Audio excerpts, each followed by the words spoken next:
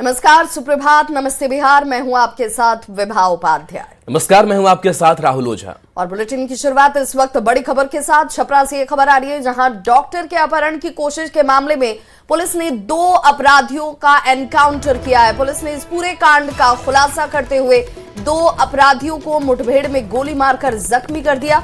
5 की संख्या में अपराधियों ने इस घटना को अंजाम दिया था और सीसीटीवी फुटेज के आधार पर पुलिस ने अपराधियों की पहचान की और फिर उनकी खोज में रिवीलगंज तक पहुंच गई। एक्सक्लूसिव तस्वीरें इस वक्त आपके टीवी स्क्रीन पर, जहां अपराधियों ने पुलिस पर फायरिंग शुरू की थी। जवाबी कार्रवाई में पुलिस ने 2 अपराधियों को गोली मारी।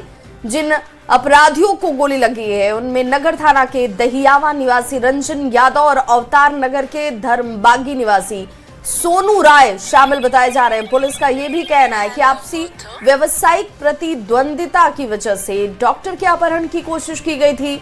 छपरा के डॉक्टर सजल कुमार के अपहरण कांड का एक वीडियो भी देखिए, इस वक्त आपके टीवी स्क्रीन पर होगा, जिसमें अपराधी हथियार के बल पर उनको अगवा करते हुए नजर आ रहे हैं और इस वीडियो के आधार पर पुलिस अपराधियों की पहचान करती है और उसके बाद कार्रवाई को अंजाम दिया गया। में पुलिस का एनकाउंटर लगातार जारी है और पिछले 1 महीने की बात करें तो ये तीसरी घटना है जिसमें पुलिस ने अपराधियों को गोली मारी है। इस बार 2 अपराधियों को गोली मार गई। क्या पूरा मामला है, जानने के लिए एसएसपी से बात करते हैं। सर, ये क्या मामला है, ये जो एनकाउंटर हुआ है इसमें? देखिए, कल देर रात सूचना मिली थी कि एक डॉक्टर के अपहरण का प्रयास किया गया है बंदूक की नोक पर, जिस पर तत्काल कार्रवाई करते हुए हम लोगों ने एसआईटी का गठन कर करके इसमें वैज्ञानिक साक्ष्यों के आधार पर शिनाख्त किया, इसमें अपराधियों को पकड़ा। और जब हथियार की बरामदगी हो रही थी उसी समय जो है पीएन सिंह कॉलेज के बगीचे में इन लोगों ने फायरिंग शुरू कर दी, जिसका जवाब पुलिस ने बहुत ही संतुलित तरीके से दिया है और 2 अपराधी जख्मी इसमें हुए। देखिए, मैसेज हम लोग बस यही देना चाहते हैं कि जो शांति पसंद लोग उनके साथ शांति वार्ता की जाएगी और जो अपराधी या जरायम पेशा है उन पर वैसे ही सख्ती की जाएगी। क्या स्थिति है? जिन अपराधियों को गोली मारी गई है, क्या स्थिति उनकी नॉर्मल है, उनका इलाज करवाया जा रहा है। हम लोग खुद ही उनको यहाँ पे हॉस्पिटल में लेकर के आए हुए हैं, उनकी स्थिति को देखा जा रहा है और इस घटना में अन्य शामिल लोगों पर भी हम लोग कार्रवाई कर दिया है और विशेष जानकारी हम लोग बाद में देंगे। बिल्कुल, डॉक्टर अपहरण कांड में खुलासे के साथ ही एक बड़ी घटना ये हुई है कि 2 अपराधियों को पुलिस ने गोली मार दी है, जो कि सीसीटीवी में कैद हुए थे, जिनकी तस्वीरें सामने आई थी और वो लोग इस घटना में सीधे तौर पर शामिल थे। तो कहीं ना कहीं पुलिस का एनकाउंटर अभियान जारी है और कहीं ना कहीं अपराधियों को स्पष्ट संदेश है कि अगर अपराध करेंगे तो पुलिस उनके ऊपर गोलियां चलाएगी। संतोष गुप्ता, न्यूज़ 18। गोपालगंज के थावे मंदिर के गर्भगृह से चोरी की घटना ने मंदिर की सुरक्षा के साथ साथ श्रद्धालुओं की आस्था पर भी गहरी चोट पहुंचाई है। हालांकि डीआईजी ने कार्रवाई करते हुए टीओपी इंचार्ज धीरज कुमार को निलंबित कर दिया है। वहीं 4 पुलिसकर्मियों को भी सस्पेंड कर दिया गया है। लेकिन सवाल है कि हाई सिक्योरिटी वाले मंदिर में चोरी कैसे, ये रिपोर्ट आपको दिखाते हैं।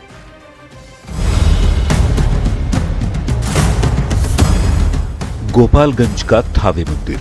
जब प्रधानमंत्री गोपालगंज या बिहार आते हैं, थावे मंदिर का जिक्र जरूर करते हैं। बिहार के थावे स्टेशन पर मां थावे वाली के पावन मंदिर और मधुबनी चित्रकला को दर्शाया गया है। जिस मंदिर में दर्शन के लिए दूर दूर से श्रद्धालु आते हैं, उस मंदिर में हो गई चोरी।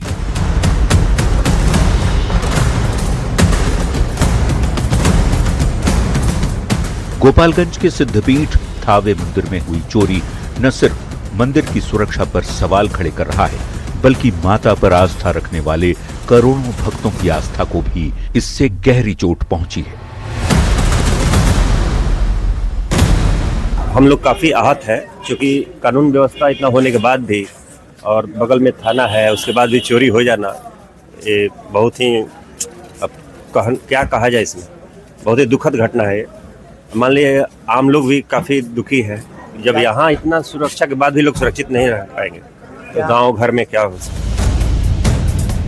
मंदिर में चोरी का सीसीटीवी फुटेज सामने आया है, जिसमें मास्क पहने 2 लोग दिख रहे हैं। खुद देखिए, वीडियो में साफ देखा जा सकता है, एक चोर हाथ में दानपत्र लेकर निकल रहा है तो दूसरे के हाथ में लोहा काटने वाला कटर है।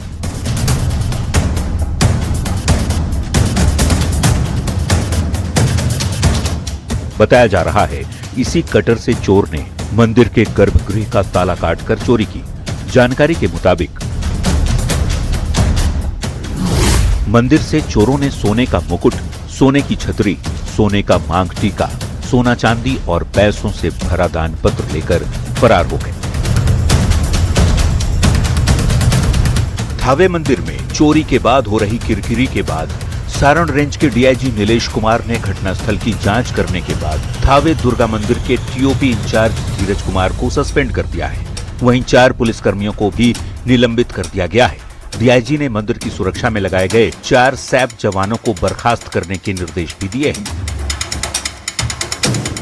आपको भरोसा दिलाते हैं कि इस केस में हम लोग सही दिशा में आगे बढ़ रहे हैं और जल्द ही आप लोगों को कोई रिकवरी का न्यूज और अच्छे न्यूज देंगे।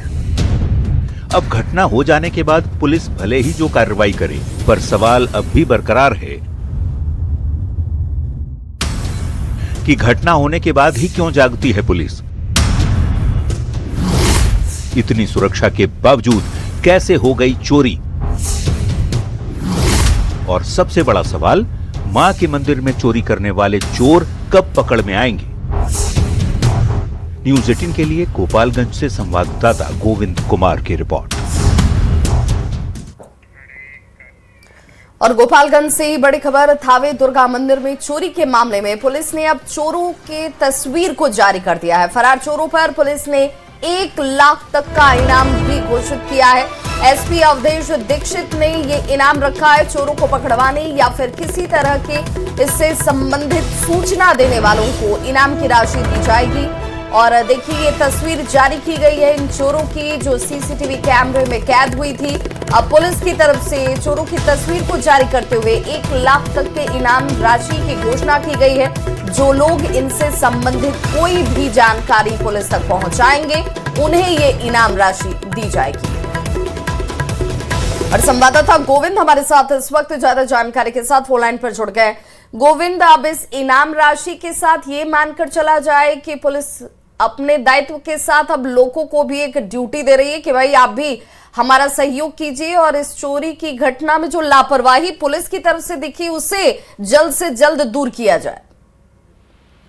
जी बिल्कुल, ये माना जाएगा कि पुलिस ने अब जो है एक्टिव होकर काम करना शुरू कर दिया है। कल पूरे दिन इस मामले को लेकर सीसीटीवी की जब जांच की गई तो ये दोनों चोरों की तस्वीर सामने आई और इन तस्वीरों को सोशल मीडिया के जरिए लोगों तक पहुंचाने की पुलिस ने कोशिश की है। साथ ही गोपालगंज के जो एसपी हैं अवधेश दीक्षित, उन्होंने इन दोनों चोरों को पकड़वाने या इनसे संबंधित किसी तरह की सूचना देने वालों को 1 लाख तक का इनाम की राशि देने की घोषणा की है।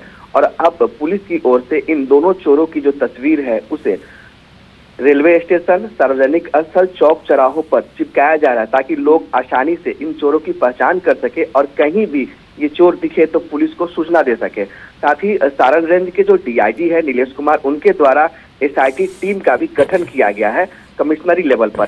छपरा, सिवान और गोपालगंज की पुलिस इस पूरे मामले में जांच कर रही है। बीती जो रात थी उस रात में भी पुलिस टीम ने सिवान और छपरा के कई इलाकों में छापेमारी भी की है। इस पूरे मामले को लेकर कुछ लोगों को पूछताछ के लिए हिरासत में भी लिया गया। हालांकि पुलिस अभी उस नतीजे तक नहीं पहुंच सकी है ताकि चोर पकड़े जा सके, लेकिन पुलिस एक्टिव होकर काम कर रही है और इस गिरोह को ढूंढने में लगी हुई है। जी विभाग, बहुत बहुत शुक्रिया गोविंद इस तमाम जानकारी के लिए। तो देखिए, पुलिस की तरफ से अब सक्रियता इस रूप में कि इनाम राशि की घोषणा कर दी गई है ताकि जो लोग इन खबरों को देख रहे हैं, इन तस्वीरों को देखेंगे, उसके बाद अगर उन तक कोई जानकारी है तो वो पुलिस तक साझा की जा सके। बिहार के मुख्यमंत्री नीतीश कुमार की एक वायरल वीडियो पर जमकर सियासत हो रही है। विवाद तब और ज्यादा बढ़ गया जब यूपी सरकार के मंत्री संजय निषाद ने बयान दिया। इस पूरे विवाद में एनडीए नीतीश कुमार के समर्थन में खड़ा है।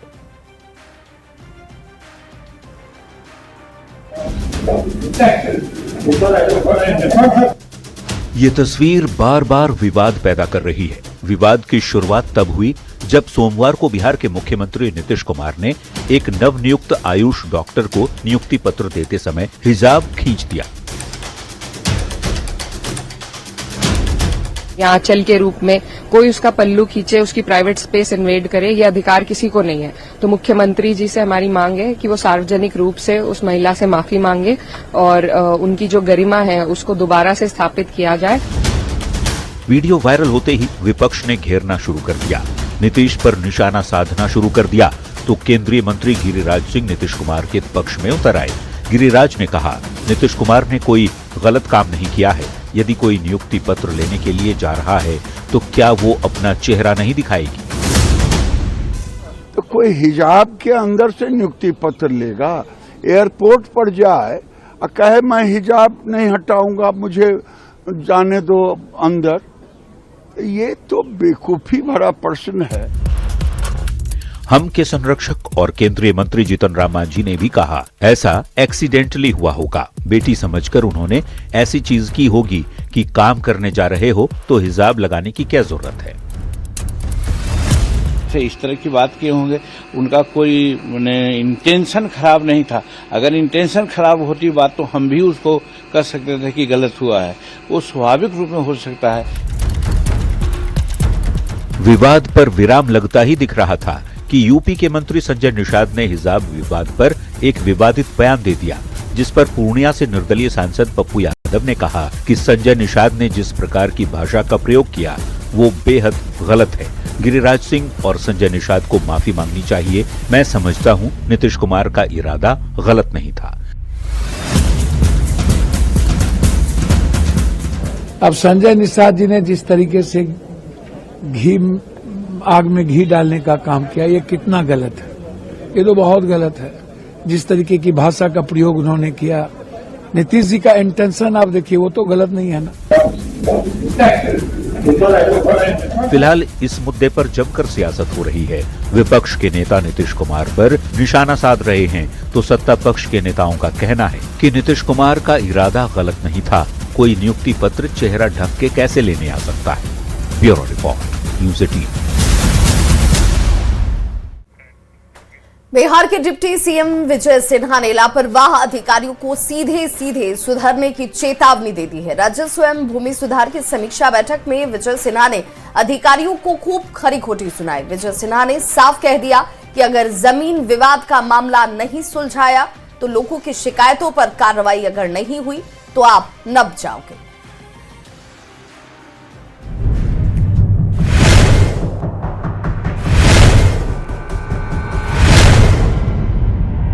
जमीन विवाद नहीं सुलझाओगे तो जाओगे, दाखिल खारिज नहीं किया तो नप जाओगे। ये तल्ख अंदाज है बिहार के भूमि सुधार और राजस्व मंत्री विजय सिन्हा का। पटना में राजस्व और भूमि सुधार विभाग की समीक्षा बैठक में विजय सिन्हा ने अधिकारियों को जमकर सुनाई। डिप्टी सीएम ने सीधे सीधे सुधर जाने की चेतावनी दी और साफ कह दिया, यदि नहीं सुधरे तो फील्ड में रहने लायक नहीं रहने देंगे। समीक्षा बैठक के दौरान डिप्टी सीएम अंचलाधिकारियों की छुट्टियों पर भी भड़के। जो बॉटम में टॉपर हैं वो सब मेडिकल लीव पर हैं, उनको अस्थाई लीव भी हम दे सकते हैं, ये ध्यान रखिए। वैसे लोगों को अस्थाई लीव दे देंगे, भागने से काम नहीं चलेगा। हम या हमारे सेक्रेटरी वहां जाकर के भी समीक्षा करेंगे जिला में। छुट्टी पर क्यों है, लिए हैं क्या, कौन है ऑथराइज पर्सन? डीएम को बात करिए एक आदमी, क्या उनको जानकारी में जो आज बैठक है तो कैसे अलाउ किया छुट्टी? जब यहाँ बैठक है तो ऐसे लोग, एडीएम साहब तो हैं यहाँ पे ना, ये छुट्टी क्यों अलाउ हो गई इनकी? क्या भागने से काम चलेगा नहीं, कब तक भागिएगा? ऐसे लोगों का पीछा हम लोग अंतिम समय तक करेंगे।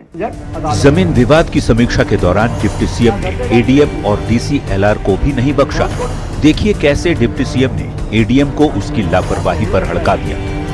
तो उधर सर बाढ़ प्रभावित है तो वहाँ वो पूरे अंचल में सर बाढ़ आ जाती है और ऑफिस में भी बाढ़ आ गया था। और बाढ़ हो जाने के बाद सर वो फिर इलेक्शन आ गया, इसी में थोड़ा पेंडेंसी सर बढ़ गया। बाढ़ में बाकी काम बंद हो गया, बाकी विभाग के भी काम बंद हो गया होगा? नहीं सर, ऑफिस में भी पानी, मतलब सिर्फ अंचल का काम बंद हो गया।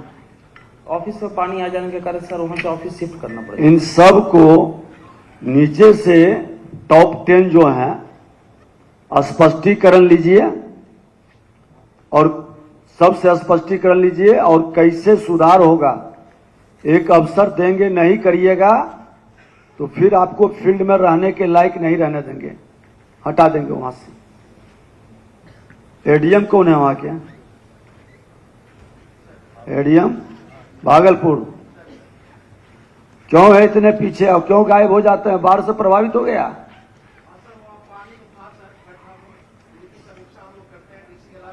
तो लैपटॉप पानी पर चलेगा कि लैपटॉप घर पर भी चल सकता है?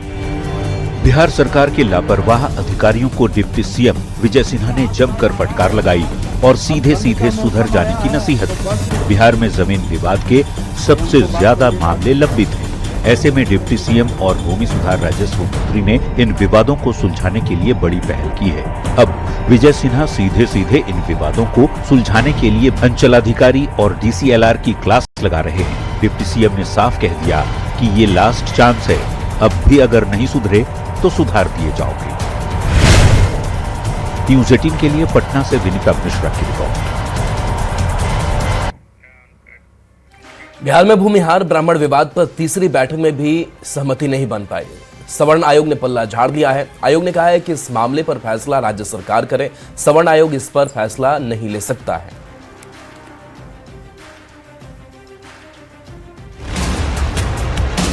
बिहार में भूमिहार जाति को भूमिहार लिखा जाए या भूमिहार ब्राह्मण, इसे लेकर गुरुवार को हुई तीसरी बैठक में भी फैसला नहीं हो पाया और विवाद से सवर्ण आयोग ने पल्ला झाड़ लिया। आयोग ने कहा इस मामले पर फैसला राज्य सरकार करे, सवर्ण आयोग इस पर फैसला नहीं ले सकता। दरअसल सरकारी डॉक्यूमेंट्स में भूमिहार लिखे जाने पर समाज के संगठनों ने आपत्ति दर्ज कराई थी।